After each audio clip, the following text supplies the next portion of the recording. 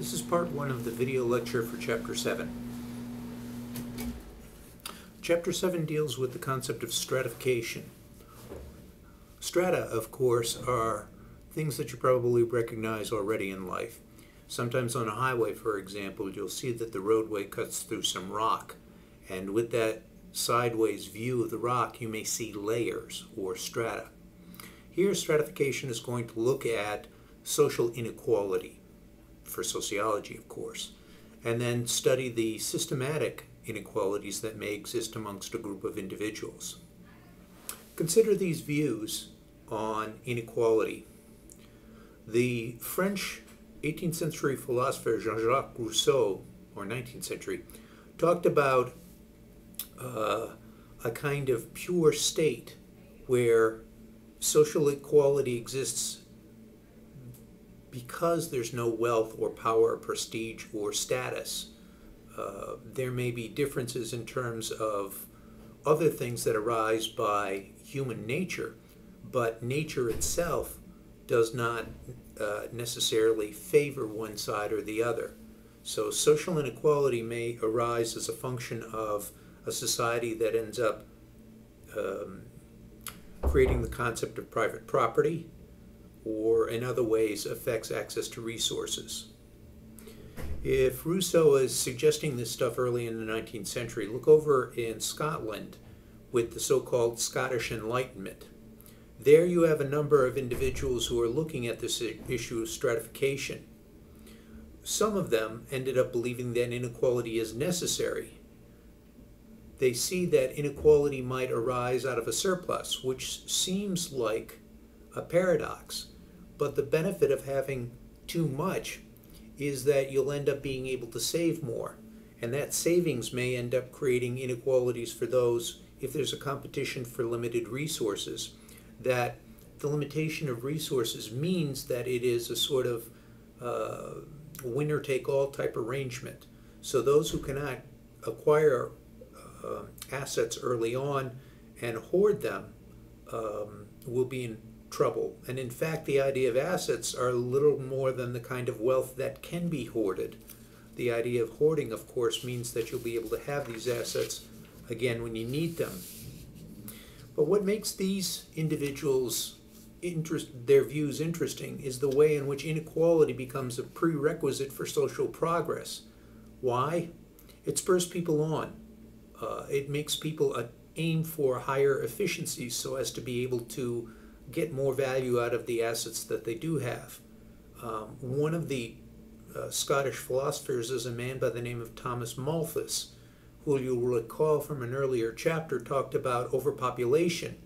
And according to its basic calculations by Malthus, the planet would soon be overrun by people. But Malthus here, in the context of inequality, says that this will end up checking population growth because there'll be a disincentive for some to want to continue to have children because of the inequality. Hegel is another of the philosophers who talks about inequality, and Hegel's view is looking at it in terms of a two-way relationship or dialectic. The phrase here is master-slave. If we were to use contemporary language, it would be principal-agent, since the word slave has a particularly strong connotation, at least in our society.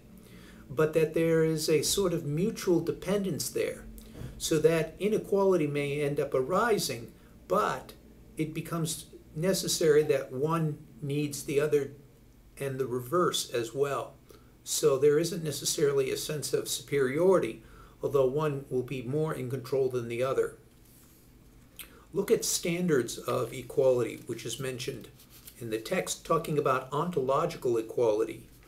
This is a Jeffersonian concept that Jefferson is associated with the phrase in the Declaration of Independence, which says, "We hold these truths to be self-evident, that all men are created equal."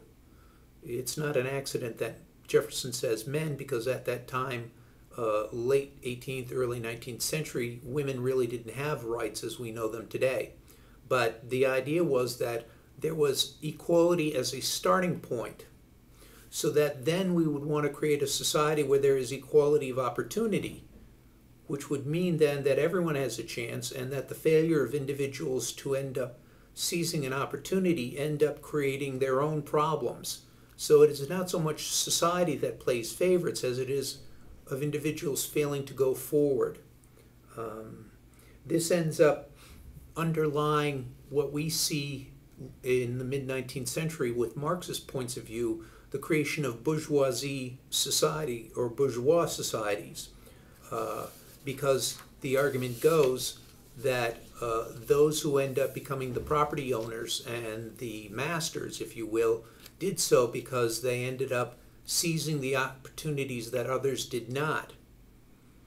You could also have equality of condition, which means more than merely saying that everyone has an equal opportunity, but saying that everyone has an equal starting point.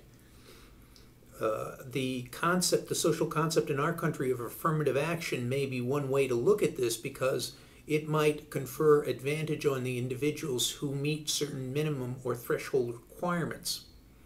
And then there's the idea of equality of outcome, which means that everyone will end up with the same basic destination, regardless of how fair the game is.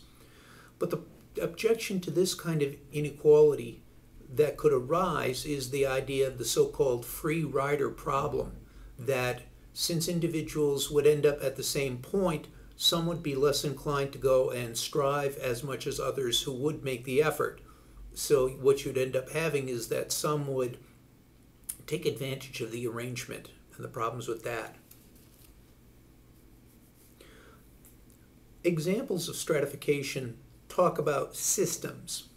For example, the idea of an estate system was something that you saw in feudal Europe, where there is limited mobility and stratification is politically based. So that, for example, like in the American South, before the American Civil War, you really didn't see individuals having much mobility socially, and that stability ended up becoming the basis for the economic engine of the American South, which of course meant that you had an entire class of individuals who were being treated as though they were property and worked as though they were less than human individuals. We ended up seeing the problems with that system, of course. Another type of system would be the caste system, where instead of politics, you have stratification based on religion. Here too, though, you have an absence of social mobility, that one is born into one's caste because this is a fact of how the religion sees individuals, and that it's not possible for individuals to change this. Of the systems talked about so far, the class system seems to be the one where there is some possibility of social mobility here. What you ended up seeing is that there will be differentiation of classes, but this is more in line with Max Weber's idea of equality of opportunity, that there are different types of opportunities. You could also see that with Marx we saw two classes, the proletariat and the bourgeoisie. The proletariat or the proles are the working class, and the bourgeoisie are the managers and property owners. Modifying Marxist theories, Eric Olin Wright ends up suggesting that there's contradictory class locations. The idea that individuals can be more than one class or the other. For example, the managers may be more like laborers to the owners, even though they are the, if you will, the masters to the proletariat. Sometimes that group of individuals, the managers, are called the petite bourgeoisie. So they are below the owners but above the workers, who are the proletariat. Weber talks about class as being something that is created by common life chances. Still another system of ranking is the status hierarchy, where you're seeing individuals based on social prestige. What you end up seeing here is something more of a continuum rather than discrete classes. So you'll see changes that arise. You have elite-mass dichotomy, which holds that there is a governing elite if you will, the phrase is an oligarchy, where there's a few leaders who end up holding power in society. Now, you might have a specialized form of oligarchy based on the idea of a meritocracy, and that everyone has equality of opportunity to become among those few who would end up doing this. But Pareto, who talks about meritocracies, suggests that you have the possibility of ascending, but only really 20% will be the managers. So you have effectively a 20-80 rule. C. Wright Mills, who has shown up a few times in the discussions about power, talking about the elite, for example, the power elite, he sees three institutional forces which end up shaping the kind of options people have: the political order, the military order, and economic institutions or corporations, where each might have different types of rules for ascending.